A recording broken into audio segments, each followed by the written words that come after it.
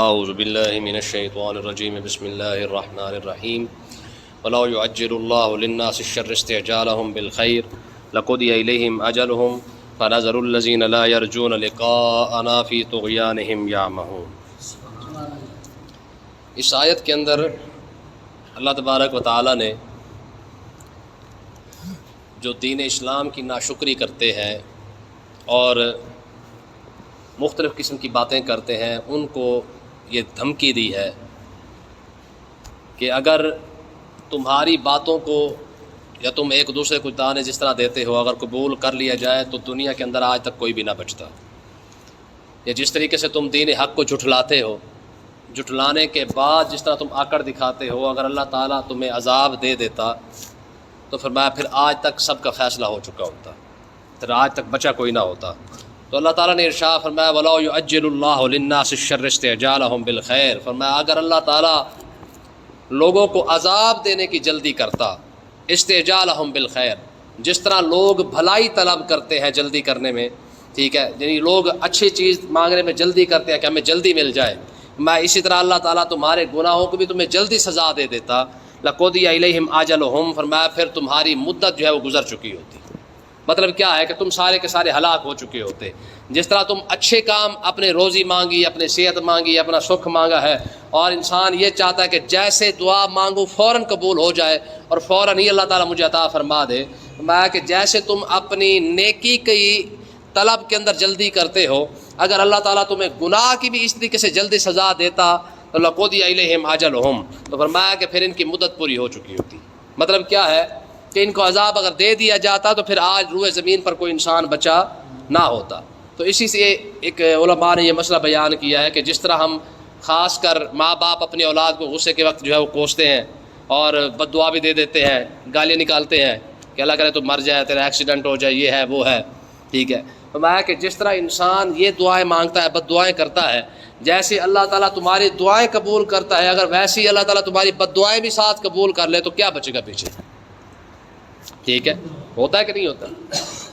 اس لیے آقا علیہ السلام نے ایک مرتبہ نا حضور نے دعا مانگی، کہا یا اے پروردگار، کئی دفعہ ایسا ہوتا ہے کہ میں جلال میں ہوتا ہوں، اگر میں جلال میں آ کر کسی شخص کے حق میں کوئی ایسی دعا کر بھی دوں تو پروردگار تو اسے قبول نہ فرمائی، کیونکہ تو میری ہر بات قبول فرما لیتا ہے، میری ہر دعا قبول فرماتا ہے، تو میں پروردگار اگر میں جلال میں آ کر، ٹھیک ہے، کسی امتی کے بارے میں کوئی ایسی بات کر بھی دوں تو پروردگار تو قبول نہ فرمانا، تو کرم فرما دینا، ٹھیک ہے، کیوں؟ حضور کو پتہ ہے کہ میرے لب ہلیں گے اور اگلے کا جو ہے وہ حساب کتاب ختم ہو جائے گا، تو اس لیے اللہ تبارک و تعالیٰ نے ارشاد فرمایا کہ یہ رب کا کرم ہے کہ اگر اللہ تعالیٰ چاہتا تو جس طرح تم بھلائی جلدی طلب کرتے ہو، تمہاری کوشش ہوتی ہے کہ جیسے دعا مانگے فوراً قبول ہو جائے۔ ہمارے ہاں یہ بھی بڑا ہوتا ہے نا، اور یہ بڑے عرصے سے دعا مانگ رہا، دعا قبول نہیں ہوتی ہے۔ یاد رکھیں موسیٰ علیہ السلام نے فرعون کے ہلاک ہونے کی دعا مانگی تھی، 40 سال بعد جا کے قبول ہوئی ہے، حالانکہ اللہ کا کلیم ہے۔ یعنی فرعون جب غرق ہوا ہے نا، اس کے غرق ہونے سے 40 سال پہلے موسیٰ علیہ السلام نے دعا مانگی تھی کہ پروردگار یہ سیدھے راستے پہ آنے والا نہیں ہے، اسے ہلاک کر دے، تو پھر بھی اللہ تعالیٰ نے 40 سال فرعون کو مہلت دی ہے۔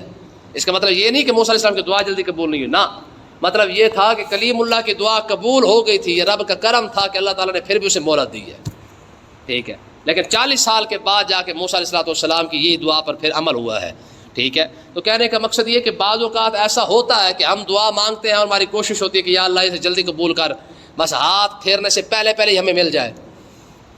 ایک ہمارے بزرگ تھے، وہ کہتے ہیں کہ 20 سال میرے گزر گئے ہیں، میں رب سے دعا مانگ رہا ہوں، تو کسی نے پوچھا پھر قبول نہیں ہوئی؟ کہا نہیں، کہا پھر چھوڑ دے، کہا کیوں چھوڑوں؟ کا مطلب یہ ہے کہ اگر وہ نہیں قبول کر رہا تو میں مانگنا ہی چھوڑ دوں، میں دیکھتا ہوں کب تک قبول نہیں کرتا، جب تک نہیں قبول کرے گا تب تک میں بھی مانگتا ہی رہوں گا۔ سمجھ آئی کہ نہیں آئی ہے؟ جب تک وہ نہیں قبول کرتا میں بھی مانگنے پہ لگا ہوا ہوں، ٹھیک ہے، وہ اپنی کرم نوازی جب دل کرے کر دے گا۔ یاد رکھیں ویسے اصول یہی ہے کہ انسان جو بھی دعا مانگتا ہے ویسے ساری کی ساری دعائیں قبول ہوتی ہیں، دعائیں ساری قبول ہوتی ہے، پھر اس کا جو صلہ ہے نا، وہ صلہ کیوں نہیں ملتا ہے؟ یاد رکھیں اس کی وجہ بھی حدیث پاک کے اندر یہ بیان کی گئی ہے کہ جب کوئی شخص دعا مانگتا ہے اور اس کو اس کی دعا کا وہ صلہ جب نہیں ملتا نا، اس کی ایک وجہ تو یہ ہے کہ بعض اوقات کچھ چیزیں انسان کے حق میں بہتر نہیں ہوتی ہیں، اس لیے نہیں عطا فرمائی جاتی. بندہ مانگ رہا ہوتا ہے، ایک شخص دولت مانگ رہا ہے کہ پروردگار پیسہ عطا فرما دے، رزق دے دے، کاروبار میں یہ کر دے وہ کر دے، لیکن رب جانتا ہے کہ اگر اس کے پاس پیسہ آ گیا تو پھر یہ آکڑ خاں بن جائے گا، چودھری بن جائے گا. رب تو جانتا ہے نا کہ پیسہ اس کا دماغ خراب کر دے گا. تو لہٰذا جس طرح ماں کو پتہ ہے کہ یار چھری جو ہے وہ میرے بچے کے حق میں اچھی نہیں ہے، اسے پتہ ہی نہیں کہ چھری کا نقصان کیا ہے، اسی طریقے سے رب بھی جانتا ہے کہ میرے بندے کو کون سی چیز کب عطا فرمانی ہے. ٹھیک ہے. پھر اگلی بات یہ بھی ہے، کچھ چیزیں وہ ہیں جو دنیا میں عطا فرما دی جاتی ہیں اور کچھ چیزیں وہ ہیں جو آخرت کے لیے رکھ دی جاتی ہیں. قیامت کے دن ایک شخص حاضر ہوگا تو اللہ تبارک و تعالیٰ ارشاد فرمائے میرے بندے تیری یہ وہ دعائیں ہیں جو میں نے تمہیں دنیا کے اندر نہیں عطا فرمائی ہیں، کیونکہ میں جانتا تھا کہ تیرے حق میں بہتر نہیں ہے. جتنی دعائیں تو نے مانگی تھی میں نے وہ ساری کی ساری یہاں پہ بچا کے رکھی ہیں، اب تمہیں میں اس کا اجر عطا فرماؤں گا. تو اس کا مطلب یہ کہ دعائیں ہر ایک دعا قبول ہوتی ہے جو اچھی مانگی جاتی ہے. فرق صرف یہ ہے کچھ دعا ایسی ہوتی ہے جس کا ثمر، جس کا پھل جو اللہ تعالیٰ دنیا میں عطا فرما دیتا ہے، کچھ دعائیں ایسی ہیں جن کو رکھ دی جاتی ہے. جب انسان قیامت کے دن اللہ کی بارگاہ اقدس میں حاضر ہوگا تو جو دعائیں اس کی قبول نہیں ہوئی ہے اللہ تعالیٰ قیامت کے دن نا قبول ہونے والی، یعنی اس کی قبول تو ہو گئی ہے لیکن اس کا جو اجر دنیا میں نہیں دیا ہے وہ آخرت میں عطا فرما دے گا. ٹھیک ہے. تو اللہ تعالیٰ نے ارشاد فرمایا کہ اگر جس طرح انسان بھلائی جلدی چاہتا ہے، اگر ہم اس کو گناہ کی سزا بھی اتنی جلدی دے دیں لَقُضِیَ إِلَیْہِمْ أَجَلُہُم، تو ان کی مدت پوری ہو جاتی. مطلب ان کا بچتا پھر کوئی بھی نہ ہے. جی میں نے آپ کے لیے بد دعا کر دی، آپ سارے غرق، آپ نے ہمارے لیے کر دی سارے، ہم بھی سارے غرق، پھر بچے گا کون؟ اولاد نے ماں باپ کے حق میں کر دی، ماں باپ نے اولاد کے حق میں کر دی ہے. اگر ساری بد دعائیں قبول ہو جائیں تو دنیا میں کوئی انسان بچے گا نہیں. مسلمان کافروں کے حق میں کر دیں جیسے نوح علیہ السلام نے کی تھی، کان من الکافرین دیارا، پروردگار ایک کافر بھی نہ چھوڑ، پھر بچا کوئی؟ سوال ہی پیدا نہیں ہوتا کہ جناب روئے زمین پہ ایک آدھا کافر بھی بچ گیا ہو. ایک بندہ بھی نہیں بچا تھا جب نوح علیہ السلام نے یہ دعا مانگی تھی، کان من الکافرین دیارا، پروردگار ان کو ایک بندے کو بھی نہ چھوڑ. پھر بچا کوئی بھی؟ صرف کشتی والے بچے تھے، باقی کوئی بھی نہیں بچا تھا روئے زمین پر. پوری روئے زمین پر جناب جب اپنا وہ سیلاب آیا، یعنی پانی وغیرہ جب آ گیا تو پھر اس کے بعد پھر کون بچا تھا؟ روئے زمین پر تو کوئی شخص نہیں تھا، صرف وہ کشتی والے تھے جو بچے تھے، باقی روئے زمین پر کوئی انسان موجود نہیں تھا. اس لیے آقا علیہ السلام کی ایک بڑی خوبصورت حدیث سے پاک ہے، حضور نے ارشاد فرمایا کہ ہر نبی کو اللہ تعالیٰ نے ایک دعا عطا فرمائی ہے جو وہ لازمی قبول فرمائے گا. ویسے تو نبی کی ہر دعا قبول ہوتی ہے، فرمایا ایک دعا ویسے ایسے ہے، ایک یا تین دعائیں ایسے ہیں فرمایا جن کا رب نے وعدہ کیا ہوا ہے کہ جیسے بھی دعا مانگیں گے اللہ تعالیٰ ان کی دعا کو. پھر اگلی بات حضور نے ارشاد فرمایا پھر ہر نبی نے وہ مانگ لی ہے، ہر نبی نے وہ دعا مانگ لی ہے. یا رسول اللہ آپ فرمایا میں نے بچا کے رکھی ہے، قیامت کے دن اپنی امت کے لیے مانگوں گا. ٹھیک ہے. جس محبوب کے لب ہلتے ہی ہر دعا قبول ہو جاتی ہو، دعا کو چھوڑے تقدیر تو بنتی حضور کے لب مبارک پر ہے. جیسے لب مبارک ہلتے جاتے ہیں تقدیر بنتی جاتی ہے. وہ محبوب بھی اپنی دعا بچا کے رکھے. ٹھیک ہے. اور وہ بھی قیامت کے دن پر حضور فرماتے ہیں کہ فرمایا ہر نبی نے وہ دعا مانگی ہے.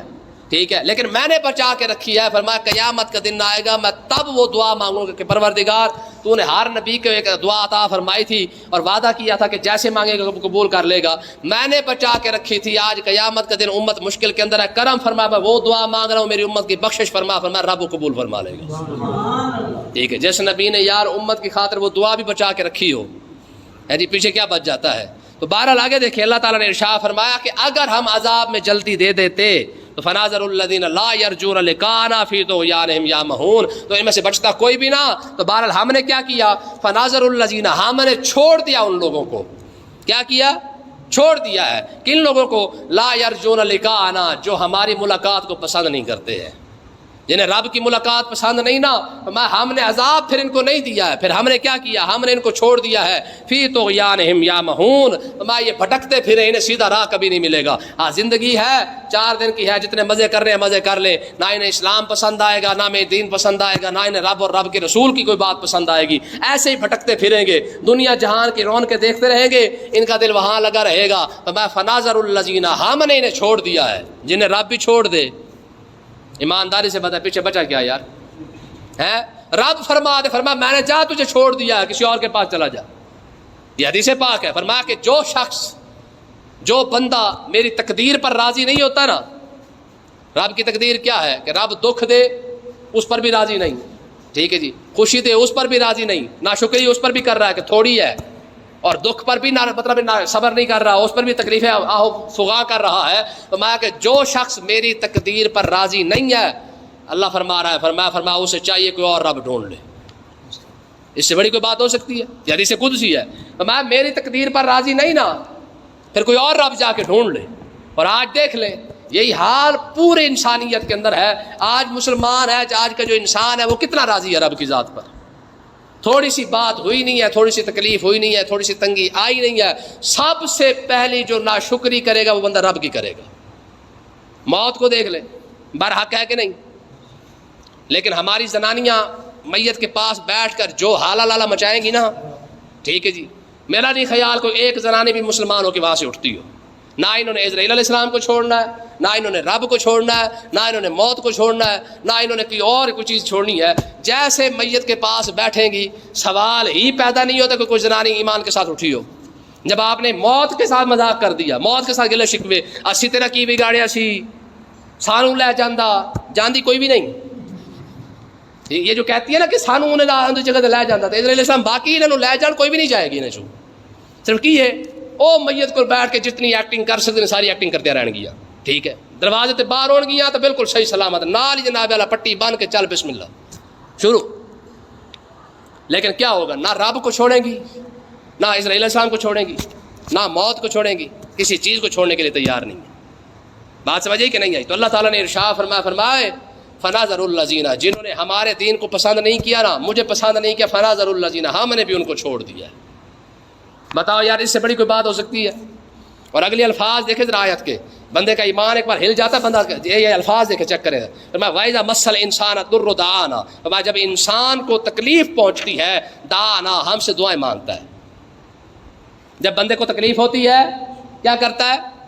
ہم سے دعائیں مانگتا ہے. دعانا، ہم سے دعائیں مانگنا شروع کر دے گا. اچھا کیسے مانگتا ہے؟ لِجَنبِهِ أَوْ قَاعِدًا أَوْ قَائِمًا، سوتے ہوئے بھی، او قائدن، بیٹھے ہوئے بھی، او قائمن، کھڑے ہوئے بھی.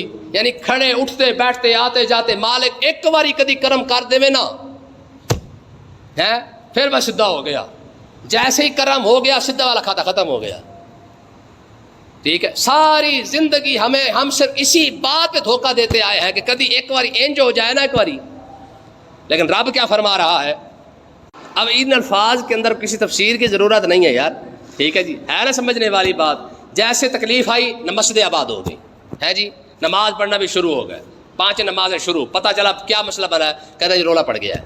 اچھا جیسے ٹھیک ہوا، کدھر کی نمازیں کدھر کی ساری باتیں، پھر منتے بھی مان رہے ہوتے ہیں، درباروں پہ بھی جا رہے ہوتے ہیں، مسجد بھی آباد ہو جاتی ہے، سارا کچھ ہو جاتا ہے جی. دھاگے شاگے بھی جا کے بن آن گے اور جہالت، ٹھیک ہے جی، پھر بابے دربار جا کے دیکھ بھی من آن گے، سارا کچھ کر لیں گے. کیوں؟